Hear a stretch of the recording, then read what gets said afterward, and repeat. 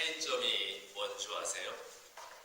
제 딸아이가 초등학교 때 하루는 숙제를 하면서 저한테 아빠, 어피니언이 뭐야? 이렇게 물어보더라고요. 그래서 제가 설명해 준 게 My dad is so handsome and so smart. 이게 어피니언이야. 이렇게 말해줬더니 딸아이가 그러면 팩트는 뭐냐요? 그래서 제가 말을 바꿔서 좀 전에 아빠 했던 말이 어피니언이 아니라 그게 팩트야. 그렇게 말을 해줬습니다. 그러자 제 딸아이가 바로 하는 말이 You are opposite of clever. 그게 팩트 아니냐는 거예요. 아빠는 전혀 영리하지 않다. 그게 팩트 아니냐고 저한테 다시 물어보는 거예요. 그래서 제가 말하기를 그거는 라이야. 그거는 거짓말이라고 하는 거야. 자, 그렇게 일러줬습니다. 자, 여러분이 생각하시기에 우리 기독교 신앙이 오피니언이라고 생각을 하세요? 팩트 아니면 트루스라고 생각을 하세요? 우리 기독교 신앙은 오피니언이 아니라 바로 그 자체가 팩트고 진리라는 거죠. 신학이라는 것은요, 오피니언이 사실인지 아닌지 증명하고 확인하는 것이 아니라 절대 진리, 그러니까 팩트, 그리고 트루스, 이거가 사실이라는 전제하에 그것을 증거하는 것이 바로 신학이라는 겁니다. 자, 우리 기독교는 배타적 절대 진리를 가지고 있죠. 누가 뭐라 그러든지 하나님은 살아 계시다는 거예요.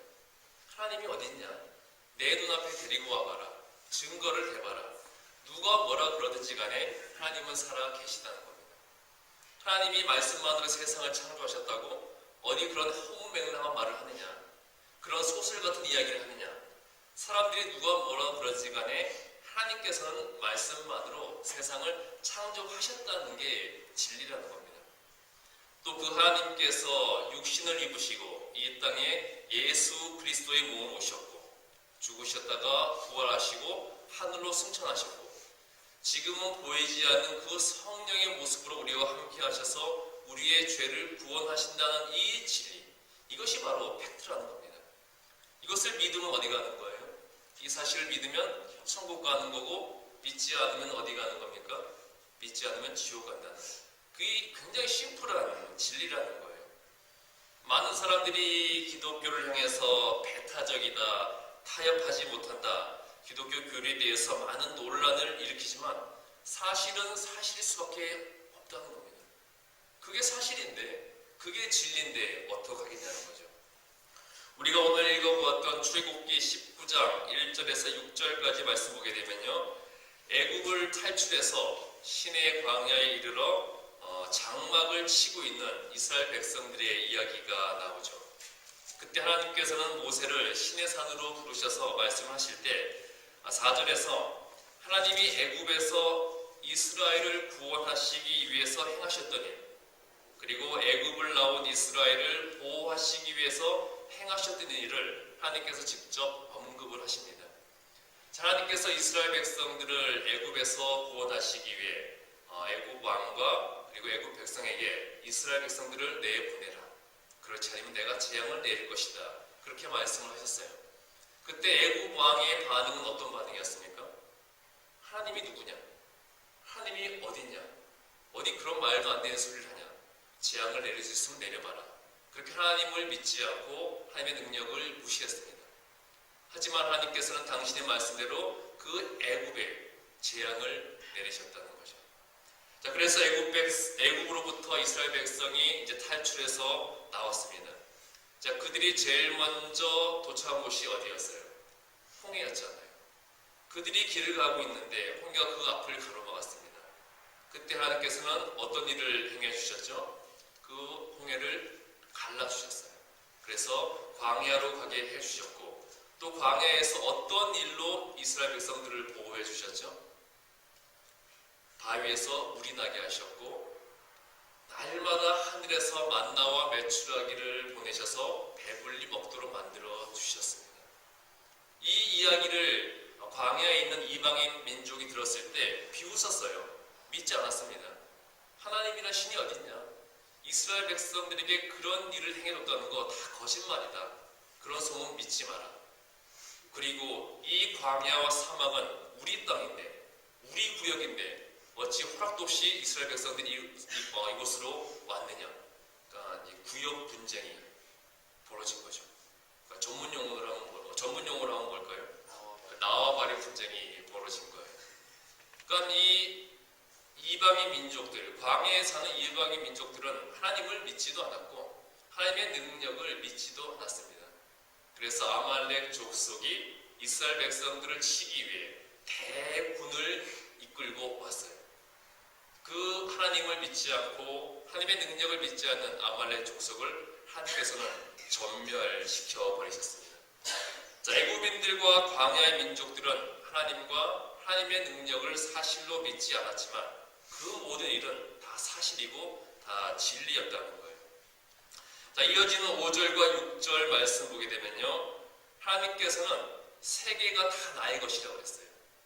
이 세상이 다 나의 것이기 때문에 내가 주인된 이 세상에서 내 언약을 지키는 자들은 나의 소유가 되고 그들을 제사장이 되도록 하고 그들을 거룩한 백성이 되게 하겠다고 약속을 하셨습니다.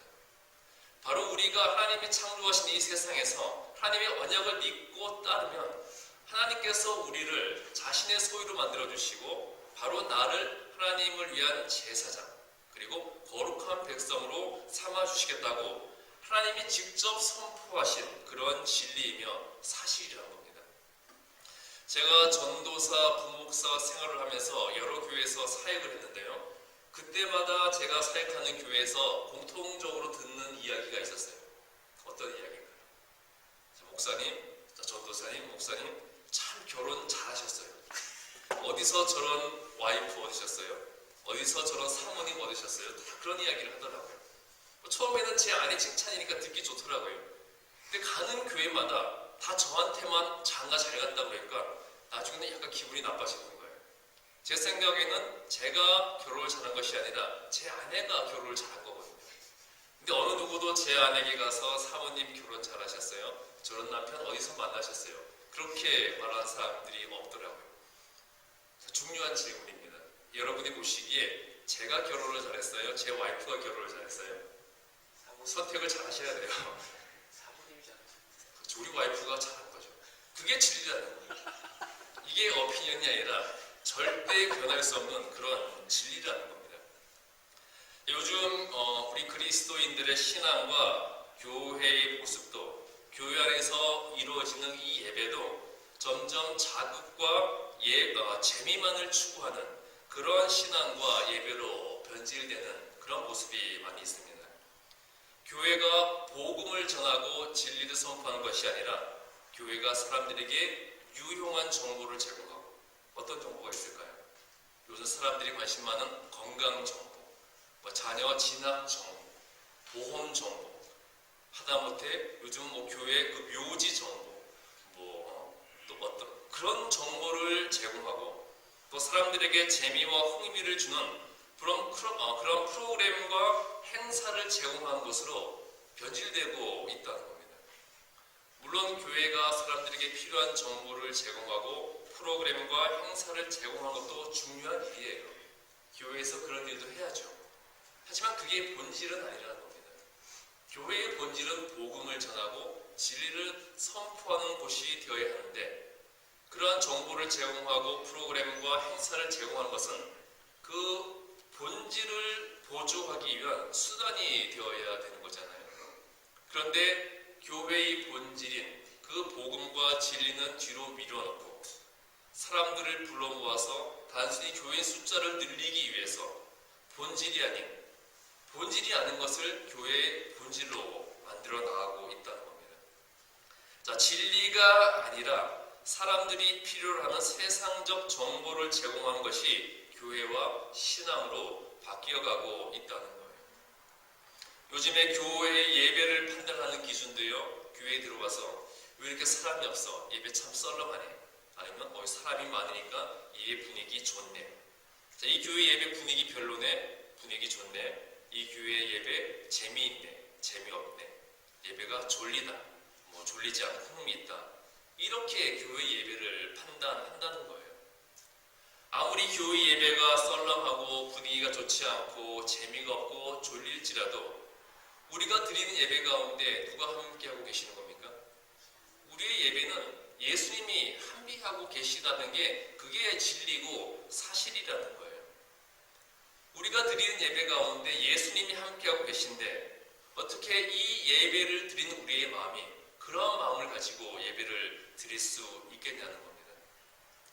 우리가 하나님의 속성을 설명할 때 여러 가지 중에 또 감찰하시는 하나님이라고 합니다. 하나님은 이 세상 모든 만물을 하나하나 다 살피신다는 거예요. 사람들이 그런 이야기 할 수 있겠죠. 이 세상의 인구가 몇 명인데 하나님 혼자서 그 많은 사람 하나하나를 다 살필 수가 있느냐. 그런 허무맹랑한 소리 하지 마라. 그러겠지만 그럼에도 불구하고 하나님과 예수님께서는 우리의 일거수일투족을 다 살피시고 계시는 게 그게 사실이고 그게 진리라는 겁니다.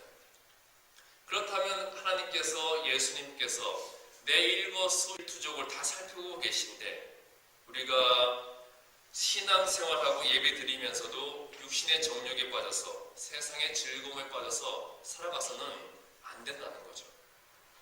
우리는 하나님께 선택된 사람이고 부름받은 그리스도인입니다. 마태복음 28장 18절에서 19절 말씀 보게 되면요. 먼저 18절에서 예수께서 나와 일러 가라사대 하늘과 땅의 모든 권세를 내게 주셨으니, 그리고 19절에서 말씀하십니다. 그러므로 너희는 가서 모든 족속으로 제자를 삼아 아버지와 아들과 성령의 이름으로 세례를 주라. 그렇게 말씀하고 계시죠. 이 18절 말씀과 19절 말씀이 어떻게 이어지는 걸까요? 18절에서는 예수님께서 말씀하시기를 하나님께서 하늘과 땅의 모든 것을 다 내게 주셨다고 그랬어요. 그리고 19절에서 말씀하시기를 너희는 가서 모든 족속으로 제자를 삼아라.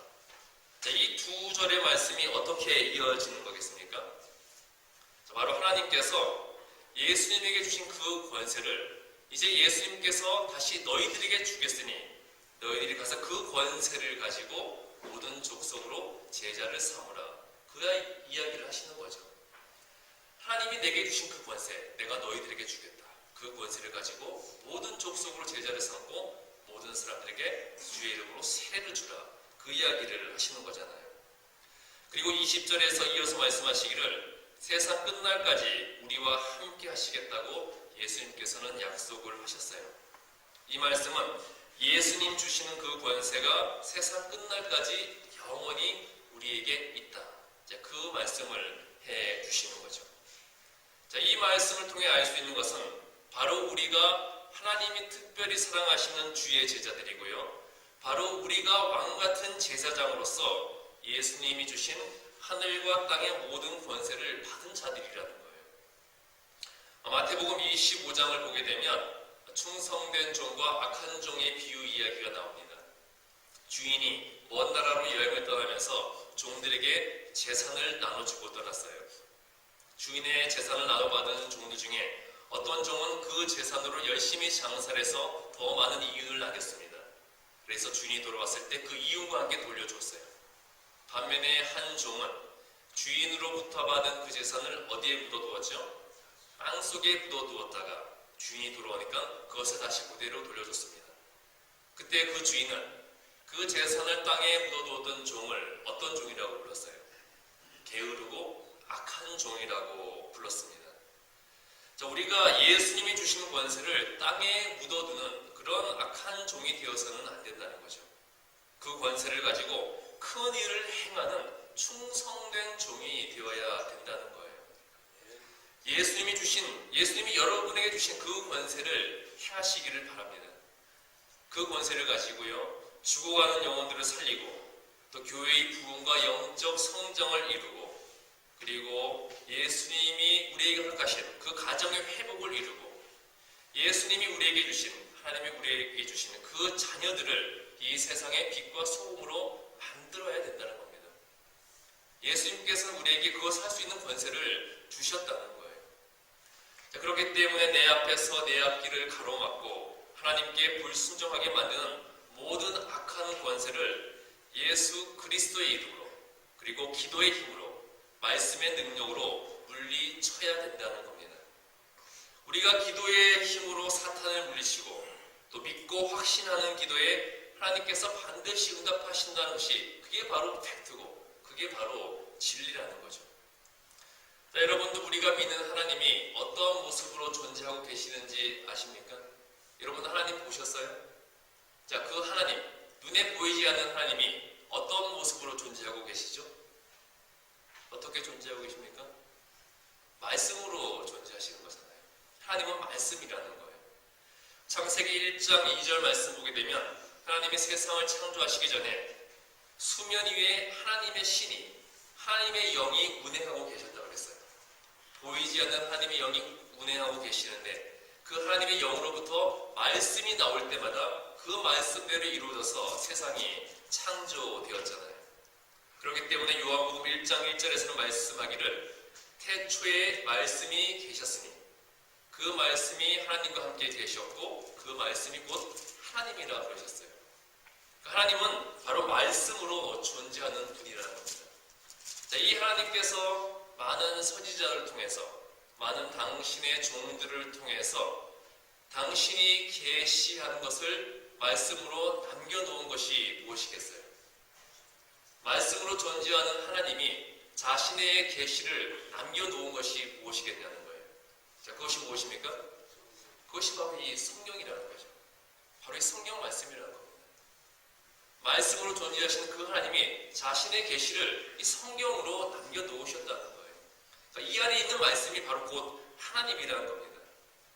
그렇기 때문에 이 하나님의 말씀을 깊이 있게 묵상하고 그 말씀을 진리로 믿고 그 말씀대로 행하는 자에게 성경의 말씀과 약속대로 이루어 주신다는 것, 그게 바로 팩트고 그게 바로 진리라는 거죠. 그리고 예수님이 우리에게 권세를 주셨다는 것, 그것도 분명한 팩트고 분명한 사실이라는 겁니다. 그럼 구체적으로 예수님께서 우리에게 어떤 권세를 주셨을까요? 자, 구체적으로 어떤 권세를 주셨는지 아세요?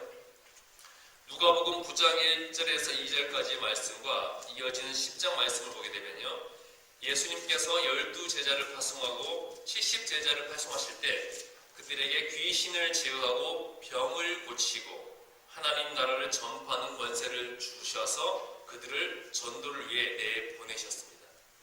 자, 전도를 위해 제자들을 파송하시면서 그들에게 귀신을 제어하는 능력, 병을 고치는 권세, 하나님 나라를 전파하는 권세를 주셨다는 거예요. 자, 여기서 귀신을 제어하는 능력은 어떤 능력을 이야기하는 걸까요? 여기서 말하는 귀신은 누굴까요? 한국의 전설의 고향에 나오는 그 하얀 소복 입고 피 흘리면서 서방님 하는 그런 귀신이 아니죠.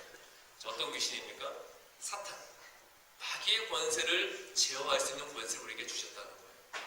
그리고 병을 고치는 권세. 육신의 병뿐만 아니라 마음의 병, 심령의 병까지도 고치는 권세를 주셨고 하나님 나라를 전파하는 권세를 우리에게 분명히 주셨다는 겁니다.